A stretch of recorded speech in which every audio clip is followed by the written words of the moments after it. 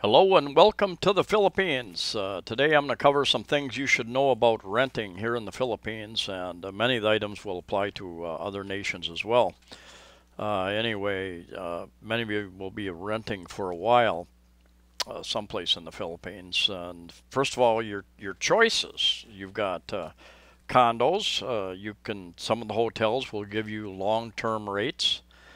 There are some apartments. I'm in Cebu City, in Cebu, the Philippines. But this should apply pretty much to most of the larger cities, medium-sized cities, and some of the smaller towns possibly as well.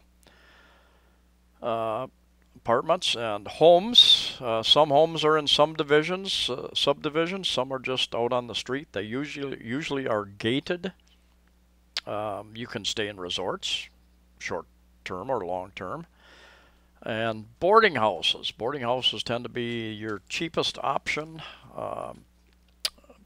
Usually relatively small little rooms with maybe one electrical outlet.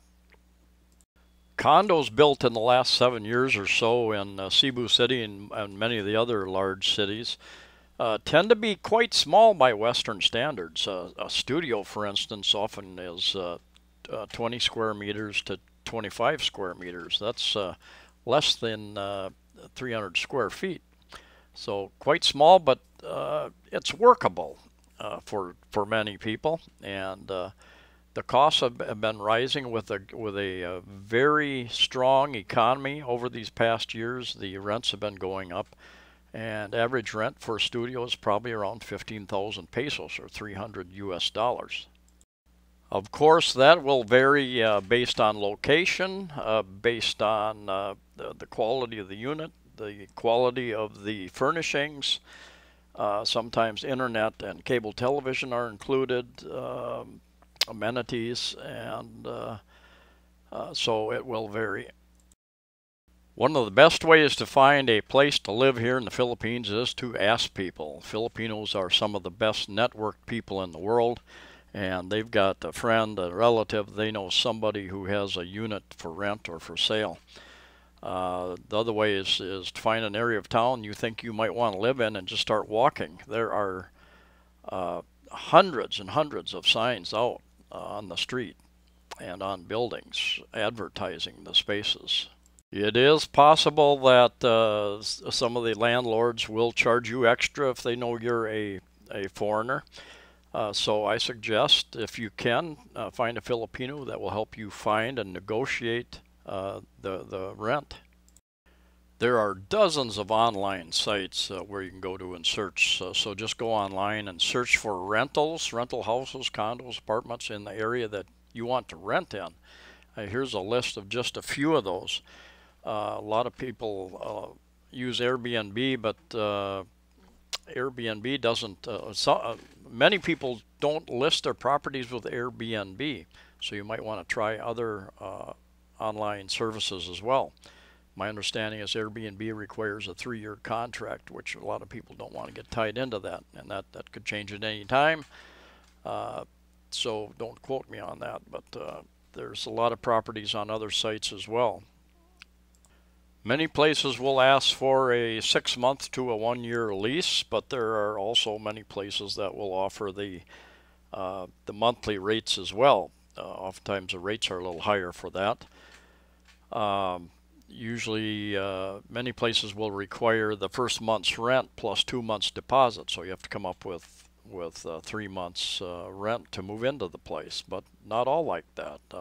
I've stayed in 4 different condos, and I had one just required 1 extra month's rent, and I've at the one I'm in now just required $100 deposit, which is 5,000 Philippine pesos. Many of the ads on the online sites do not give really accurate information. They might say furnished condo, furnished apartment, furnished house, but until you go in there, you really aren't going to know. There might be some pictures there using a wide-angle camera that makes it look much larger than what it is. I had a friend that moved from a hotel into I think for 5 or 6 days, moved into a nice building here in Cebu City, Persimmon in fact, and thought he'd got a really good deal. And when he moved in, turned out that he didn't have any hot water in the shower, and he likes to take 2 or 3 showers a day in this hot weather. And that cold, he just couldn't handle the cold. He moved out, I think, after 3 days. He went and found a different place.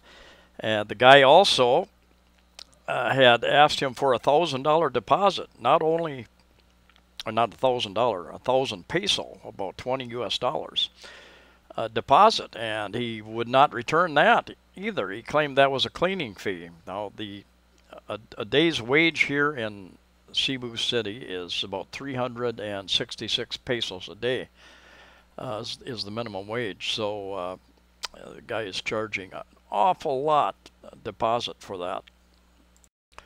Also, the cable television had the very lowest package, so there was, I think he only had 1 or 2 English-speaking channels there. Your electric bill will almost always be extra unless you're in a hotel, and depending on how cold you like it. My bill has been averaging about $2,500 a month, or about 50 US dollars. I think most people will probably use more air conditioning than I do. If you really like it cold, I'm guessing you could run anywhere from 1,500, which would be $30, up to 100 US dollars, 5,000 pesos a month. Some islands like Condos has a big electric diesel generator, and rates over there are very, very high. So again, it's going to depend upon where you live and how much air that you use. Noise can be another issue, and if at all possible, and go into these things thinking that you can negotiate some things. You can't always, but sometimes you can. And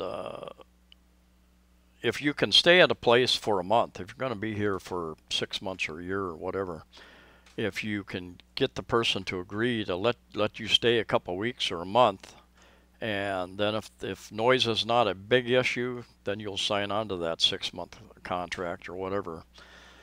But you hate to sign up for a long-term contract and then find out that there's some major issues with the unit, the building, the area, the noise, whatever.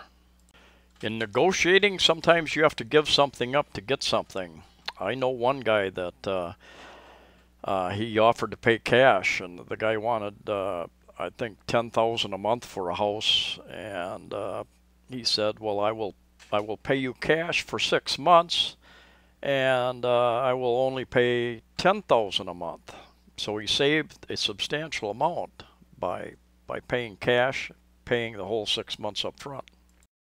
I have lived in 4 condos in Cebu City in the last 2.5 years. 2 of them were okay. You know, they were small, and the furnishings weren't that good. The next one, the bigger 1-bedroom, the furnishings were good, and everything was good about that. In another studio, it's a little bit small. I've got a large garden there. Location isn't as convenient. I found this place just walking down the street. I was going to see another place and come across this place, and she said, "Just go up and take a look at it." And I think they wanted 25,000 for this, unfurnished, and still being cleaned and painted. Needs a lot of work before anybody moves into it. Although I know a landlady that she has a house over on Mactan Island, and she had the choice of doing it Filipino style without air conditioning and a couple other things, and renting it out, I think, for 5,000 to a Filipino, or making it nicer and putting aircon in, all that type of thing, and renting it to 8,000 to an expat, to a foreigner. And she chose the lower cost option and rented it to a Filipino couple. Anyway, a reasonably good size, and not a bad area. Has a bit of a balcony out here. I thought it was a little overpriced, and I would be curious to know if a Filipino could come in and negotiate a better price than that. Because for $25,000 you can get a pretty nice 1-bedroom here in Cebu City with a pool, with an elevator. This place didn't have any elevator. Most of the newer condos built in the last 5 to 7 years are quite small, so it's hard to find a place that has a decent amount of room like this. Anyway, thank you for coming along. You know, just before you really get tied into something, spend a week or month in hotels or short-term condo rental, something like that, and look around, get a feel for the area. Ask people. They are so well networked. They will know somebody who has something for rent, and they might help find a place in the city that would be better for your lifestyle as well. Anyway, thank you for coming along. Please like, share, and subscribe. Safe travels to you all, and we'll see you next time.